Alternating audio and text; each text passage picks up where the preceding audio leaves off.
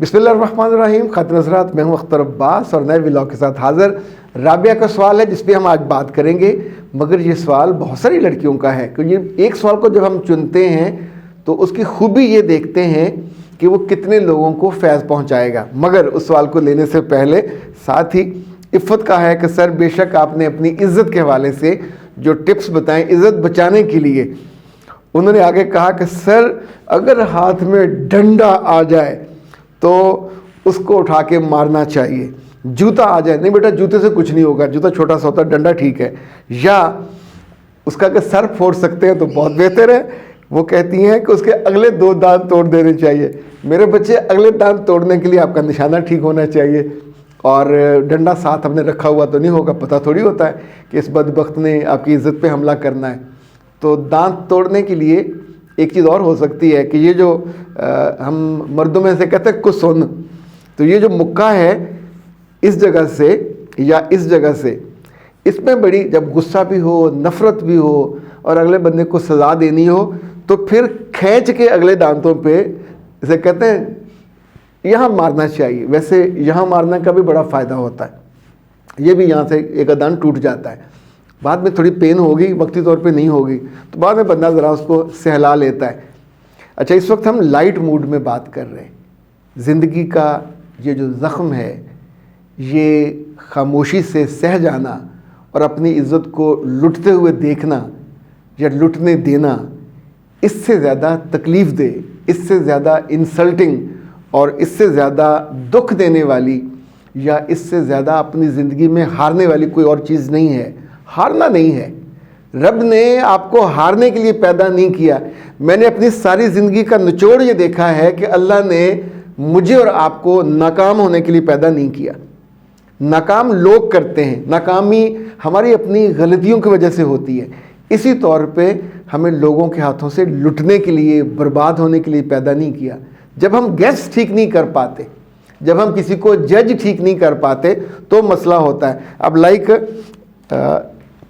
Miss software ने कहा है कि सर ये बताइए कि लड़का मुझसे मुखलस है कि नहीं, मैं उससे बड़ी मोहब्बत करती हूँ, वो भी बड़ा मुझे चाहता है, उसने अपनी माँ को मेरे घर भेजा है, मगर माँ कहती है कि इस्तिखारे में तुम नहीं आई।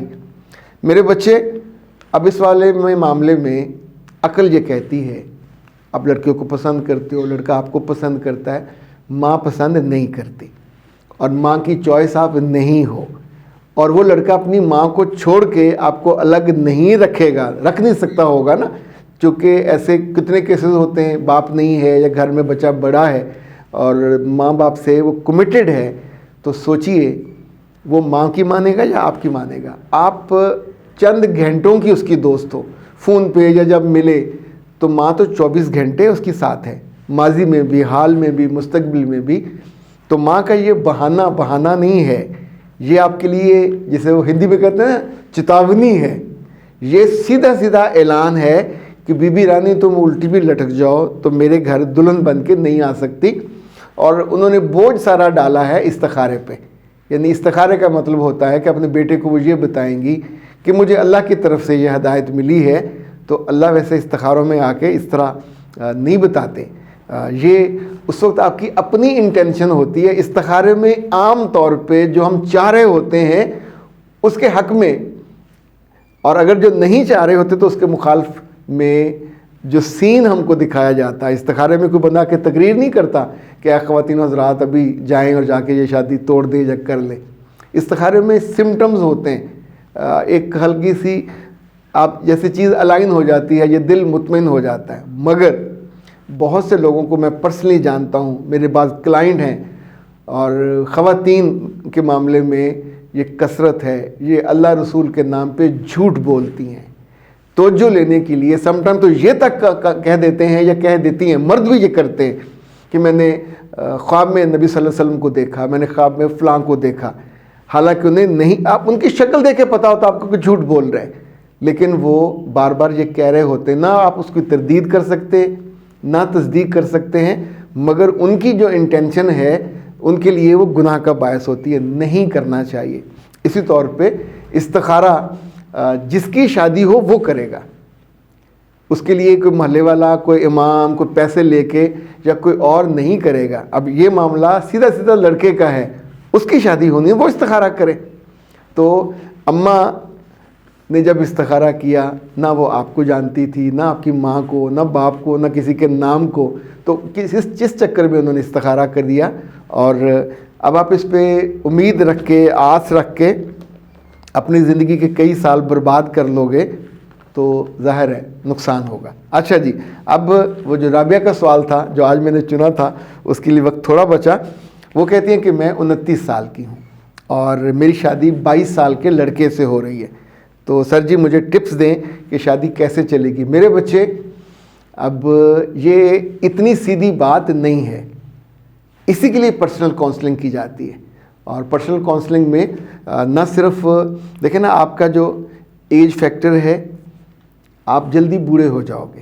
پھر کیا کرنا ہوگا کہ آپ جلدی بوڑھے نہ ہو، کیونکہ جب یہ لڑکا اگلے 5 سال کے بعد جوان ہوگا، ٹھیک سے گروم ہوگا، تو تب آپ کے چہرے پہ 5 سال جمع ہو چکے ہوں گے.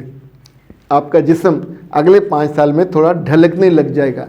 1-2 بچے ہو گئے تو آپ سوچئے آپ کا جو بیہیویئر ہے اس وقت، ابھی آپ کی جو عمر ہے 29 سال، تو 5 سال کے بعد آپ 36 سال کے ہوں گے، اور یعنی 35 سال کے.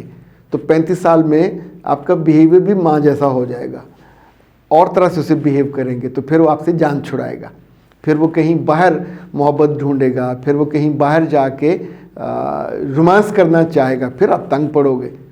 تو اسی لیے بہتر یہ ہے کہ آپ پوری ڈیٹیلز کے ساتھ کہ یہ لو میرج ہے، ارینج میرج ہے یا کوئی اور مسئلہ ہے، تو جب تک پوری چیز کے صحیح ویئر اباؤٹس کو نہ جانا جائے، تو میں تو اس معاملے میں بہت کلیئر ہوتا ہوں کہ مشورے کو محفوظ رکھتا ہوں، مشورہ میں نہیں دیتا تاکہ آپ اس پہ غلط فیصلہ نہ کر پاؤ. ہم عام طور پہ کھانوں پہ اتنے پیسے لگا دیتے ہیں، جوتوں پہ، کپڑوں پہ، پر جس زندگی میں آپ کو کنفیوژن ہو رہی ہوتی ہے، آپ کو فیصلہ کرنے میں دقت ہو رہی ہوتی ہے، اس پہ آپ مشاورت کرنے سے ڈرتے ہو کہ فیس ہے. تو فیس تو بیٹا ہوگی. کہو کیا ہے ابن انشا کا شعر، کہا اونٹ پہ بیٹھے، کہا اونٹ پہ بیٹھے، کہا کوہان کا ڈر ہے، کہا کوہان تو ہوگی. تو بار بار رونے کی بجائے ایک دفعہ بندہ فیس ادا کرے اور مشورہ کر لے.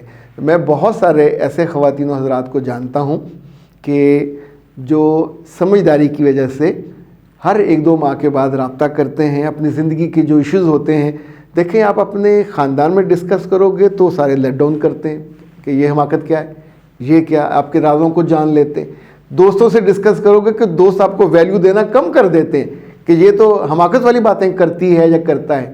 تو اس لیے لائف کوچ کے پاس جب آتے ہیں تو میں عام طور پہ ججمنٹل نہیں ہوتا، اس غلطی یا غلط سوچ کو اس پہ تبصرہ کر کے آپ کو لیٹ ڈاؤن نہیں کرتا، بلکہ دیکھتے ہیں کہ اس میں سے وے آؤٹ کہاں سے نکلے جس میں آپ کا فائدہ ہو، جس میں آپ کا حال محفوظ رہے اور آپ کے مستقبل میں خوشی بھی ہو، شگفتگی بھی ہو، تازگی بھی ہو، آسانی بھی ہو، اور اس سے زیادہ آسودگی ہو.